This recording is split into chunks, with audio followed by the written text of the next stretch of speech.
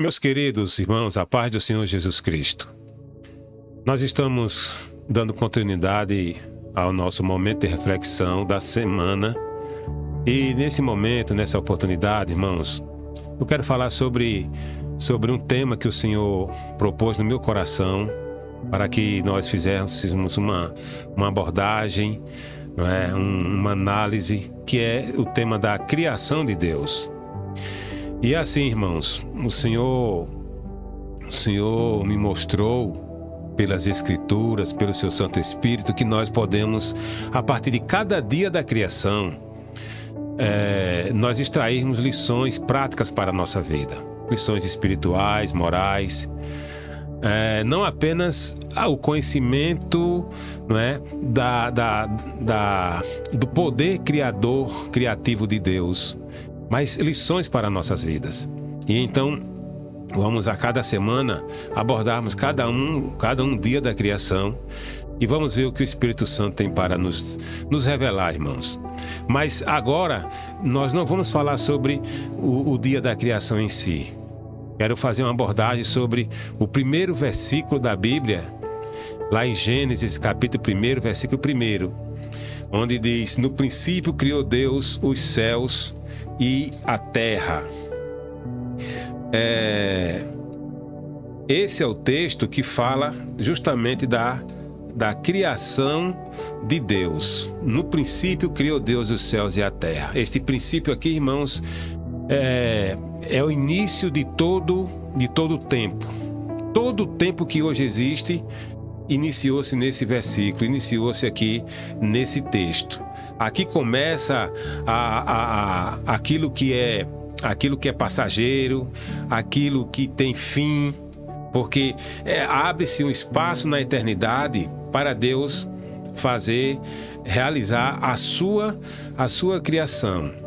Então, vamos, a partir desse texto, primeiramente ver a dimensão do universo. A partir dessa discussão aqui, irmãos, nós vamos ver, eu quero trazer a dimensão do universo, tá? Que mostrar o quanto o universo ele é grande, ele é inimaginável, tá? E também mostrar o porquê de Deus ter criado o universo. Qual o propósito, dentre tantos, um principal propósito, né, da criação do universo. Mas primeiro vamos nos ater à sua dimensão, à grandeza do universo. Então, segundo os cientistas, né, e aqui nós vamos tratar um pouco de ciência, de astronomia. Segundo os cientistas, estima-se, é uma estimativa, não é uma precisão, de que existam mais de 1 trilhão de galáxias no universo observável. Isso foi feito a partir do telescópio chamado Hubble, que é o telescópio mais avançado que hoje a humanidade tem e está no universo. E ele já conseguiu alcançar, né, uma estimativa de 1 trilhão de galáxias no universo observável. O que é o universo observável? O universo observável, irmãos, é aquele universo, é aquela parte do universo em que os instrumentos humanos conseguiram alcançar. No caso, os telescópios conseguiram alcançar. Esse é chamado de universo observável, aquela região do universo que se pode observar, que se pode alcançar pelos olhos das lentes dos telescópios. Então, isso significa que existe muito mais além do que o universo observável. E dentro desse universo observável, o que os cientistas conseguiram até agora mensurar, não é? Estimar, que existam mais de 1 trilhão de galáxias. Alguns outros estudos vão trazer 2 trilhões de galáxias. Mas vamos para mais. Cada galáxia possui em média 100 bilhões de estrelas e inúmeros planetas. Olha, aí fazendo o cálculo, irmãos, se existem 1 trilhão de galáxias e cada galáxia possui cerca de 100 bilhões de estrelas e também planetas, não é? Outros vão trazer de 100 a 400 bilhões de estrelas para cada galáxia.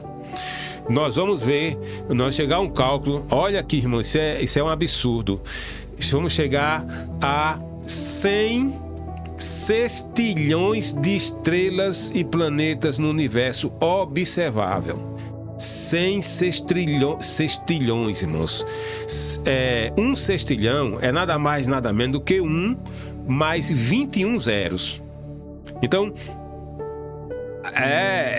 isso está mostrando a grandeza deste universo, né?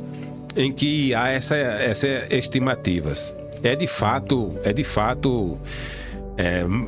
Nos traz atenção, nos chama a atenção para a grandeza, a imensidão que é este universo. Estima-se que para ir de uma extremidade à outra do universo observável levaria cerca de 46 bilhões de anos. Isso numa velocidade igual à da luz, que a velocidade mais rápida que existe hoje é a velocidade da luz, que é 330 mil quilômetros por segundo. 330 mil quilômetros por segundo. Não é por hora, não. É por segundo. E não existe nenhum veículo, né, criado pelo homem que atinge essa velocidade. Essa velocidade que é a velocidade da luz. Então, se pudéssemos viajar na velocidade da luz, o que é impossível, levaríamos 46 bilhões de anos para ir de uma extremidade à outra do universo observável. Não é nem o todo o universo, que até agora o homem não conseguiu chegar, nem por meio de sua avançada tecnologia. Até o momento, a nave mais rápida que existe, chamada de Parker Solar Probe, atinge uma velocidade máxima de 532 mil quilômetros por hora. Então, a nave mais rápida, o veículo espacial mais rápido que existe hoje, ela alcança uma velocidade de 532 mil quilômetros por hora, enquanto que a velocidade da luz é 330 mil quilômetros por segundo. Então, quão grande é o universo, né, irmãos, que o Senhor criou. A Via Láctea é a galáxia em que nós estamos vivendo, em que nós vivemos, né? O planeta Terra, os demais planetas, o Sol, pertencem à galáxia chamada Via Láctea. Nesta galáxia, também para viajar na velocidade da luz, de um lado a outro, de uma extremidade a outra da Via Láctea, levaria 100 mil anos.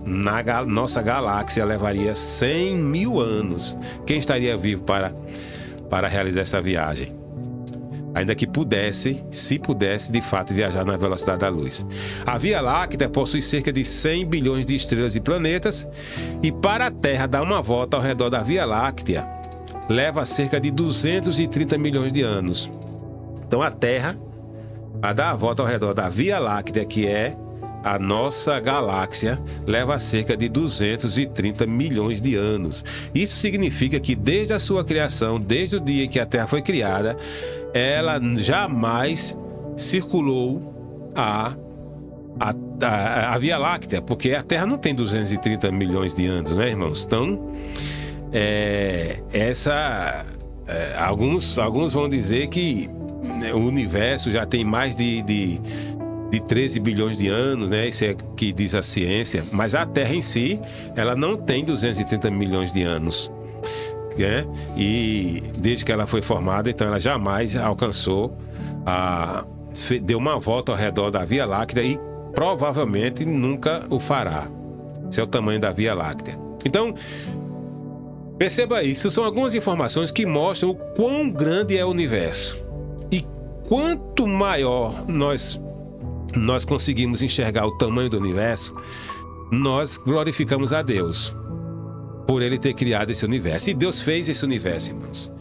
Não é? Deus fez esse universo em 6 dias. 6 dias. Nós vamos discutir a partir da próxima mensagem. Nós vamos ver ciência diz que foi milhões, bilhões de anos. Vamos ver à luz da Bíblia Sagrada essa questão. Então, está aí falando sobre a imensidão do universo, a grandeza do universo, a grandeza da criação do universo. Agora, vamos ver, irmãos, o propósito da criação. principal propósito de Deus ter criado o universo. Antes de chegarmos na Bíblia Sagrada, vou trazer mais algumas informações científicas acerca, nesse caso agora, do planeta Terra. Vejam bem, leiam bem isso aqui, ó. Se a Terra estivesse apenas 10% mais próximo ao Sol, resultaria num calor intenso capaz de nos queimar. Ou seja, a Terra está posicionada está numa posição em que ela deveria estar para poder haver vida na Terra. Então, se ela tivesse 10% um pouco mais próximo do Sol, resultaria num calor intenso capaz de nos queimar. E se ela estivesse 10% mais afastada do Sol, estaríamos em um frio intenso capaz de congelar o planeta inteiro. A Terra está numa posição em que ela é essencial para a existência da vida humana. Se muda 10% a mais para perto ou mais distante, não haveria vida na Terra. Uma rotação da Terra, não é? 10% mais rápida geraria ventos numa velocidade de 300 a 400 km por hora. Ou seja, se a Terra girasse na sua rotação, no seu eixo, ela girasse 10% mais rápida, haveria ventos numa velocidade de 300 a 400 km por hora. Uma rotação 10% mais lenta da Terra, ela estaria exposta numa exposição prolongada ao Sol, chegando a temperaturas abrasadoras de 60 a 80 graus Celsius durante o dia. E à noite essa temperatura cairia para 40 a 50 graus Celsius negativos. Então percebam, irmãos, que a velocidade da Terra está equilibrada, tá? Para que haja vida na Terra. Se a Terra gira mais rápido ou mais devagar, haveria problema para a existência de vida na Terra, né? A Terra gira numa velocidade de 1.666 km por hora, né? É a velocidade de rotação, que ela dá a volta no seu eixo. A velocidade de translação, que é a volta em que a Terra dá ao redor do Sol, é de 107 mil km por hora. Daí a necessidade da gravidade. Ou seja, se não fosse a gravidade, tudo quanto estivesse na Terra sairia voando pelo espaço. A gravidade faz com que, nessa velocidade de 1.666 km por hora, a Terra ela não tenha tudo quanto está dentro dela saindo voando por hora, porque a gravidade é que prende isso aí, tá? Se em torno do seu eixo a Terra girasse mais devagar, os dias se prolongariam. De dia o Sol nos aqueceria demais e durante a noite a temperatura baixaria muito. Em compensação, se a Terra girasse mais rápido, o ar que respiramos na atmosfera se espalharia pelo espaço. A nossa atmosfera é também outro fator importante para sustentar a vida. Ela contém a proporção correta de oxigênio e nitrogênio, essencial para a existência humana. Então perceba, irmãos, que aqui são dados, informações que mostram que a Terra está numa posição, a Terra está em uma velocidade essencial para que haja vida na Terra. Uma alteração nesse posicionamento da Terra e na velocidade, muito provavelmente não haveria vida na Terra, certo? Então, e a atmosfera ela também é uma quantidade, uma proporção correta de oxigênio também para que haja vida na Terra. Com relação ao Sol, o tamanho e tipo da nossa estrela, que é o Sol, são necessários para que a vida exista aqui na Terra. A temperatura também está equilibrada para que exista vida. Se o Sol estivesse mais próximo da Terra, a sua atração iria para a órbita do planeta, ou seja, se o Sol estivesse mais próximo da Terra, a atração da gravidade do Sol iria parar o planeta iria ficar somente um lado exposto para o Sol, e aí não haveria vida. Se o Sol aumentasse sua luminosidade em pelo menos 10%, também não existiria vida na Terra. Com relação à Lua, a gravidade da Lua impede que a Terra oscile demais em seu eixo, o que ajuda a estabilizar nosso clima. A rotação da Lua também contribui para a estabilidade da Terra, para que a Terra não oscile, não vacile. A força de atração também da Lua na Terra impede dela girar livremente. Então, perceba, irmãos, que que a Lua, o Sol e agora os planetas, aqui ó, os principais planetas, Júpiter, ele é o maior planeta do sistema solar. E Júpiter é um planeta que protege a Terra de meteoros, asteroides e cometas. Perceba onde é que está a Terra aqui nessa figura aqui embaixo, ó. A Terra está aqui, ó. E olha esses planetas aqui, todos eles protegem a Terra. Então, meus queridos, percebam que tudo foi criado para que a Terra pudesse ser um lar, para que a Terra pudesse abrigar quem? Abrigar justamente o ser humano. Deus criou o universo, as estrelas, os planetas, o Sol e a Terra para justamente, irmãos, para que houvessem, para que nela habitasse a sua criação, a sua principal criação. O Salmo 8 e os versos 4 e 5 diz assim, ó, que é o homem mortal para que te lembres dele, e o filho do homem para que o visites. Pois pouco menor fizeste do que os anjos, e de glória e de honra o coroaste. Então, meus amados, o que nós vimos a partir de tudo isso aqui é justamente, irmãos, que Deus não criou o universo, não fez toda a criação por acaso, porque quis fazer. Houve um sentido, houve um propósito, houve um objetivo. E o objetivo foi colocar neste universo, colocar nesta terra, nesse planeta, o homem, ser humano. É aí que o salmista vai dizer que Deus coroou de glória e honra o homem. Veja o quanto Deus se importa conosco, irmãos. Veja que Deus se importa com o homem não apenas na salvação, não, mas na criação. Porque Deus fez uma casa e nessa casa colocou o homem.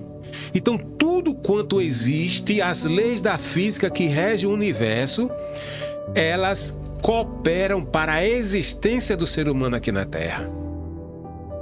E foi justamente Deus quem fez isso aí. Não tem como, irmãos. O Big Bang, que é a principal teoria dos cientistas para a criação do mundo, a evolução, não conseguem, essas teorias não conseguem satisfazer a curiosidade quanto à